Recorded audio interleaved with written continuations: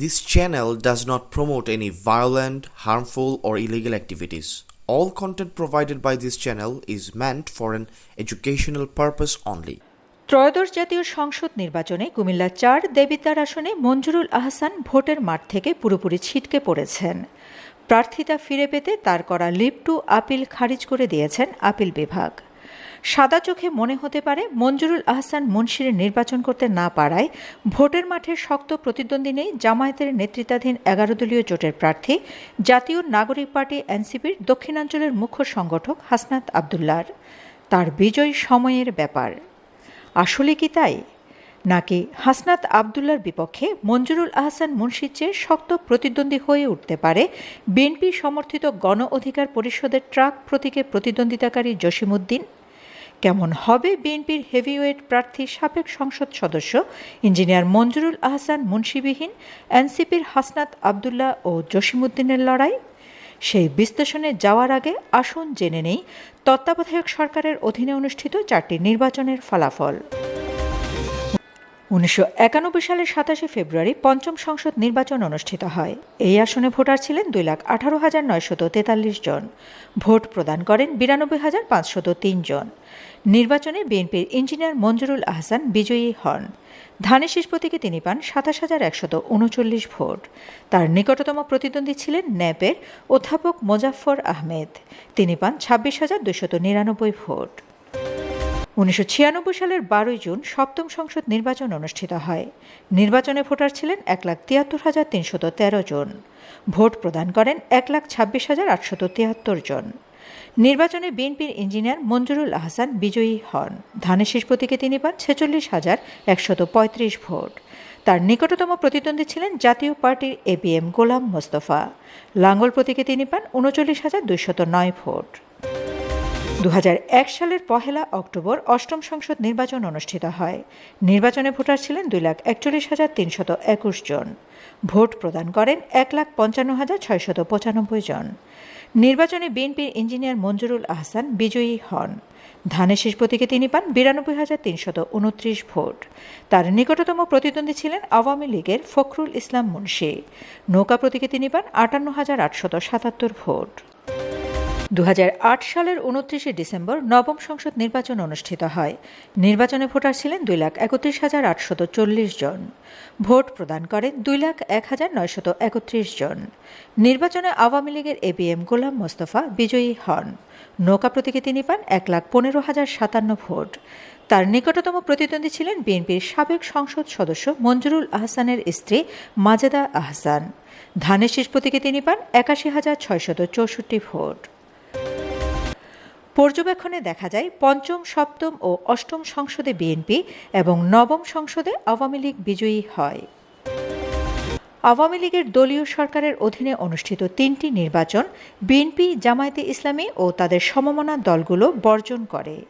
ভোটারবিহীন ২০১৪ সালের দশম ও ২০১৮ সালের একাদশ সংসদ নির্বাচন আওয়ামী লীগের উপদেষ্টা মণ্ডলীর সদস্য ও সাবেক মন্ত্রী এএফএম ফখরুল ইসলাম মুন্সির ছেলে রাজি মোহাম্মদ ফখরুল এবং ২০২৪ সালের আমিডামি খ্যাত দ্বাদশ জাতীয় সংসদ নির্বাচনে ডামি প্রার্থী দেবিদ্বার উপজেলা পরিষদের চেয়ারম্যান ও কুমিল্লা উত্তর জেলা আওয়ামী লীগের সাংগঠনিক সম্পাদক আবুল কালাম আজাদকে বিজয়ী ঘোষণা করা হয়। ২০২৪ সালের ৫ই আগস্ট অসহযোগ আন্দোলনে শেখ হাসিনা সরকারের পতন হয়।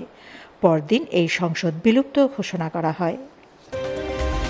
এরপর দৃশ্যপটে আসে ঢাকা বিশ্ববিদ্যালয়ে বাংলাদেশ ছাত্রলীগের আশ্রয় প্রশ্রয়ে থাকা জাতীয় নাগরিক পার্টি এনসিপির হাসনাত আবদুল্লাহ। অন্তর্বর্তীকালীন সরকার প্রধান ডক্টর মোহাম্মদ ইউনুস এবং আইন উপদেষ্টা ডক্টর আসিফ নজরুলের আস্থাভাজন হাসনাত আবদুল্লাহ জুলাই আন্দোলন পরবর্তী ২০ মাস প্রশাসনে ছড়ি ঘুরিয়েছে।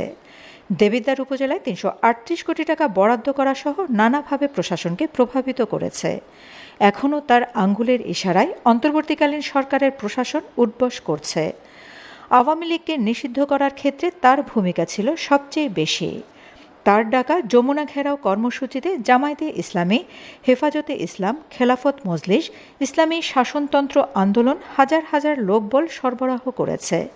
কিন্তু এখন নির্বাচনী বৈতরণী পার হতে আওয়ামী লীগের ভোটারদের কাছে যেতে হচ্ছে। বিশেষ করে সংখ্যালঘু হিন্দুদের মন্দিরে গিয়ে হাসনাত আবদুল্লাহকে বলতে শোনা যায়, খাবার দেন, আমার পেটে ক্ষুধা প্রচণ্ড। খাবার রেডি হয়েছে কিনা আমি জানি না, প্রচণ্ড ক্ষুধা। বাজে কয়টা মনে হয়? দুইটা 18 বাজে। আমি আজকে সকালেও নাস্তা করি নাকি, আজকে আপনারা যারা আছেন আমার কিন্তু আজকে সকালে নাস্তা করার নাই, এটা কিন্তু আপনারা ভুলে গেছেন। সকালেও নাস্তা করি নাই, দুপুরের টাইম হয়েছে, আজকে দুপুরেও খাওয়াই নাই। হ্যাঁ খাওয়া যাবে, আমার কোনো ইস্যু নেই। হ্যাঁ আমি খেতে পারবো, খাবার থাকলে আমার ফাইন। আমার ক্ষুধা প্রচণ্ড, খাবার নিয়ে আসেন, সমস্যা নেই। এবার চোখ ফেরানো যাক ত্রয়োদশ জাতীয় সংসদ নির্বাচনে। আসন্ন ত্রয়োদশ জাতীয় সংসদ নির্বাচনের হালনাগাদকৃত তথ্য অনুযায়ী কুমিল্লা ৪ দেবিদ্বার উপজেলার মোট ভোটার 4,10,559 জন, পুরুষ ভোটার 2,15,237 জন, নারী ভোটার 1,95,319 জন, তৃতীয় লিঙ্গ 3 জন। এর মধ্যে নতুন ভোটার সংখ্যা প্রায় 93,808 জন। 12 ফেব্রুয়ারি অনুষ্ঠিতব্য জাতীয় সংসদ নির্বাচনে কুমিল্লা ৪ দেবিদ্বার আসনে হাসনাত আবদুল্লাহর সঙ্গে প্রতিদ্বন্দ্বিতা করছেন গণ অধিকার পরিষদের মনোনীত প্রার্থী মোহাম্মদ জসিমউদ্দিন ট্রাক প্রতীকে, ইনসানিয়াত বিপ্লব বাংলাদেশের প্রার্থী ইরফানুল হক সরকার আপেল প্রতীকে, খেলাফত মজলিসের প্রার্থী মোহাম্মদ মুজিবুর রহমান দেওয়ালঘড়ি প্রতীকে এবং ইসলামী আন্দোলন বাংলাদেশের প্রার্থী মোহাম্মদ আব্দুল করিম হাতপাখা প্রতীকে। বিএনপির নিজস্ব প্রার্থী না থাকায় স্থানীয় বিএনপি নেতাকর্মীদের একটি বড় অংশ এবং জোটের সমর্থকরা জসিমউদ্দিনের পক্ষে কাজ করছেন, যা তার ব্যক্তিগত জনপ্রিয়তাকে আগের চেয়ে অনেক বাড়িয়ে দিয়েছে। বিএনপি জোটের সমর্থন পাওয়ায় জসিমউদ্দিন এখন দেবিদ্বারের নির্বাচনী সমীকরণে অন্যতম প্রধান শক্তিশালী প্রার্থী হিসেবে বিবেচিত হচ্ছেন। অনুসন্ধান ও তথ্য উপাত্ত বিশ্লেষণে দেখা যায়, এই আসনে বিএনপির সাংগঠনিক অবস্থা বেশ শক্ত। দলটির রয়েছে বিশাল ভোট ব্যাংক, ফলে হাসনাত আবদুল্লাহ খালি মাঠে গোল করতে পারছেন না তা নিশ্চিত। ঋণখেলাপি তকমা নিয়ে নির্বাচনী ট্রেন থেকে মাঝপথে নেমে যেতে বাধ্য হওয়া মঞ্জুরুল আহসান মুন্সী কুমিল্লা উত্তর জেলা বিএনপির সভাপতি। তৃণমূল পর্যায়ে রয়েছে ব্যাপক জনপ্রিয়তা। 1991 সালের নির্বাচনে ন্যাপ প্রধান প্রয়াত অধ্যাপক মোজাফফর আহমেদকে পরাজিত করে প্রথম এমপি নির্বাচিত হন ইঞ্জিনিয়ার মঞ্জুরুল আহসান মুন্সী। এরপর 1996-এর 15 ফেব্রুয়ারি, 1996-এর 12 জুন ও 2001 সাল পর্যন্ত টানা 4 বার সংসদ সদস্য নির্বাচিত হয়েছেন। 2008 সালে অবৈধ সম্পদ অর্জনের অভিযোগে তৎকালীন সেনা সমর্থিত তত্ত্বাবধায়ক সরকারের আমলে গ্রেপ্তার হয়ে কারাগারে আটক থাকেন। পরবর্তীতে অনুষ্ঠিত নবম সংসদ নির্বাচনে তিনি প্রতিদ্বন্দ্বিতা করতে পারেনি। তার স্ত্রী বেগম মাজেদা আহসান মুন্সী বিএনপি থেকে সংসদ নির্বাচন করেন। ওই নির্বাচনে তিনি 81,665 ভোট পেয়ে পরাজিত হন। কিন্তু এবার মুন্সী পরিবারের কেউ নির্বাচনে নেই। সেই দিক থেকে বলা যায়, বিএনপির মঞ্জুরুল আহসান মুন্সী ও আওয়ামী লীগের রাজীব ফখরুল মুন্সী উভয় পরিবারের রাজনৈতিক পতন দেখছেন এলাকার ভোটাররা। পর্যবেক্ষণ ও জরিপের ফলাফলে দেখা যায়, কুমিল্লা হাসনাত আবদুল্লাহ এনসিপির কেন্দ্রীয় নেতা হলেও দেবিদ্বার উপজেলায় নতুন এই দলটির সাংগঠনিক শক্তি গড়ে ওঠেনি। তার একমাত্র ভরসা জুলাই আন্দোলনের ইমেজ, জামায়াতে ইসলামীর ভোট ব্যাংক এবং নতুন ভোটারদের বড় একটি অংশ।